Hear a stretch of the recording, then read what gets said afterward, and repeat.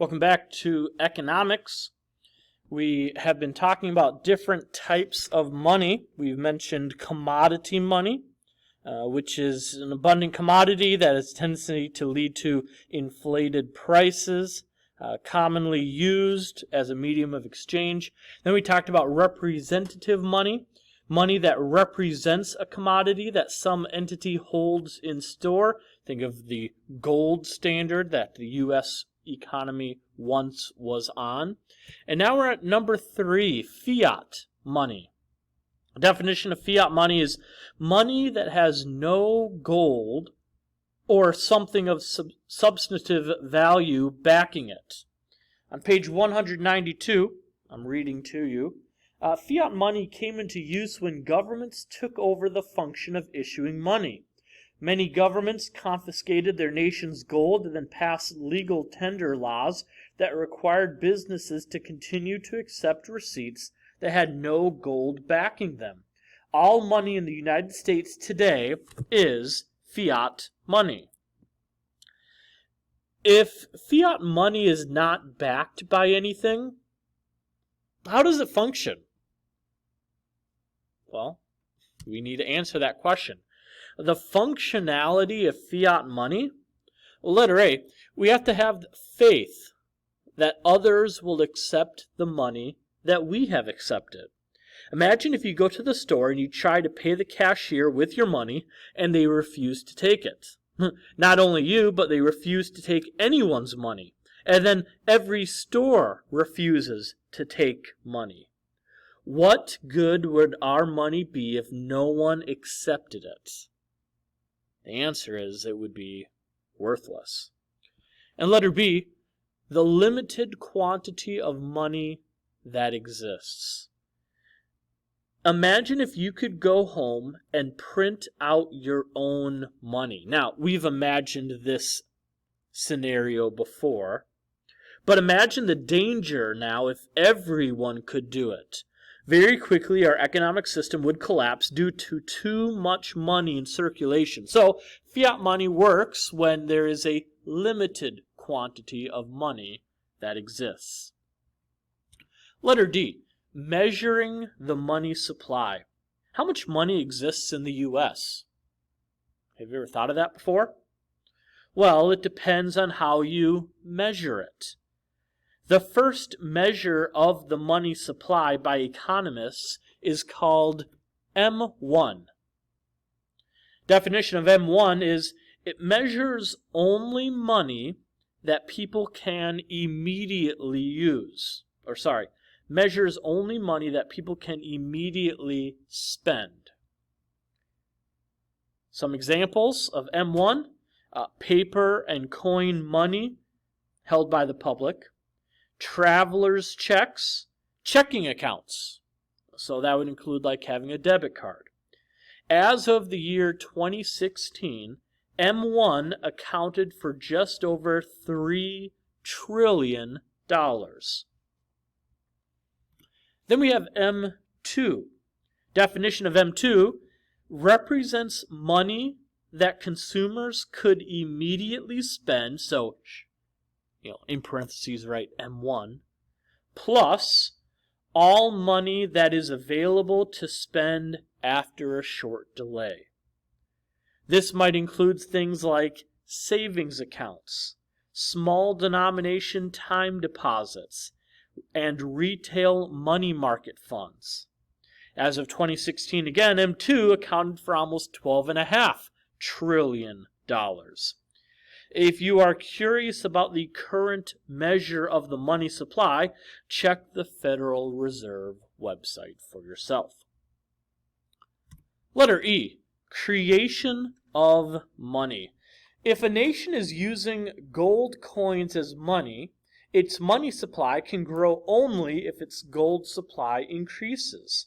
If a nation is using paper money, however, it is possible to increase the money supply by merely increasing the quantity of paper bills in circulation. The banking system has the ability to create money through the use of what is called fractional reserve banking. Definition of fractional reserve banking is in which a banker lends out more paper money than he can back in gold. See, European goldsmiths back during the Middle Ages discovered this phenomenon shortly after they began letting customers deposit their gold in exchange for receipts. With people using their receipts as a medium of exchange, the goldsmiths found that their inventories of gold constantly increased. Fractional reserve banking allows banks to increase the amount of paper money in circulation and thus the overall purchasing power in the economy. The goldsmiths, and by the way, your modern day banks, would lend much of their customers' gold money, keeping only small emergency reserves on hand. These lenders, not wanting to carry bulky gold coins, began requesting paper receipts instead. To oblige them, the goldsmiths issued new receipts backed by the same gold that was already backing up other receipts. Through this process, they actually created new money. In simpler terms, you have $100, you put in $100 into your bank account. The bank takes that $100, say, $90 of it, and then they loan it out to another business. Well, they don't actually give them $90 in cash. They write them a check. And so that check is now useful. And now not only do they have your $100 in the bank, but now they've loaned out another $90 to somebody else, equaling a total of, $190 of money. Wait, where'd that other money come from? Fractional reserve banking. Through this process, they actually create new money. What could be the downside of all this? Well, there is one side effect. It only fails if all of their customers try to claim their savings all at the same time. Today, this process works the same way, but instead of having one piece of gold backing 2 or more paper bills, no gold backs the US dollar. We'll talk more about this process of increasing and decreasing the US money supply and creating money next chapter. Last thing we're going to talk about today is requirements for a check. I really don't have anywhere in your notes to put this down, so this is kind of separate from what we've talked about on the previous slide. That's why I have a little bullet point here, but we need to talk about it. Requirements for a check. How many of you guys actually write checks still? Yeah, we don't write checks all too often. I write a check when I have to give an offering for church, and I might write a check if I'm going to give a check as a gift for like a birthday or a Christmas gift, because they don't really give me an answer what they want for their birthday or Christmas, so I write them a check and send it through the mail. But really, we don't use checks too often. Well, we need to make sure that at least we have a general idea how to write a check, because at some point, I assume all of you will need to do so. So, what are the requirements for having a check? Number one, it has to be in writing. You have to have it written down. Number two, it has to be signed by the maker. These numbers that you see on the check below, these aren't in coordination with the PowerPoint. But you have it in writing, well, that's the whole thing. Signed by the maker, that'd be, in this case, Jane Doe. Number three, payable to the bearer or to the order of a specific person. In this case, pay to the order of Acme Grocery Shop. Number four, orders the bank to pay a specific sum of money. What you normally do is you write how much you're going to pay in this little rectangle box, and then you also write it out here. The reason why you do it in both ways is so that somebody doesn't, try to forge a different number. Oh, let's change that $8.15 into $18. No, you wrote it out like this, so it'd be really difficult to cheat it that way. That's the simple thing there. Number five, it has to bear a date no older than 6 months.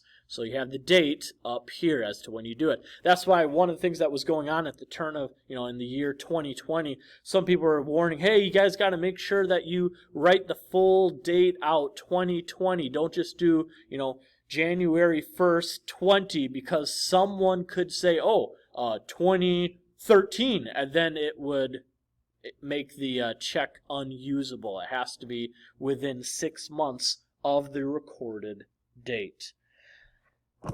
On page 194 in your in your textbooks, I want you to read Check It Out and Wanting Money Most boxes. Please read both of those boxes. The first one has some history into checks. The other one just talks more spiritual purposes of money. I want you to read those two boxes to yourself. Once you have finished, please unpause the video and we'll continue. That is all the notes that we're going to cover for today. Let me tell you what your homework assignment will be. It's pages 113 and 114 in your activities book. Page 113 and 114 in your activities book. Now, before you freeze this video and end it, I want you to do one thing in your homework, just out of my curiosity. What I want you to do is, when you turn to the assignment and you read it for yourself, I want you to, without doing any research, write in pencil the answers that you actually think they are. You'll understand it as you actually look into the assignment. And then once you've done that, then I want you to go back with a pen and actually put the correct answers. I promise I will only grade the work done in pen, but I'm just curious, how much do you really know about money? So I want you to do the first time without doing any research in pencil. And then I want you to actually get the correct answers and do it in pen. And I want to see both columns of your work.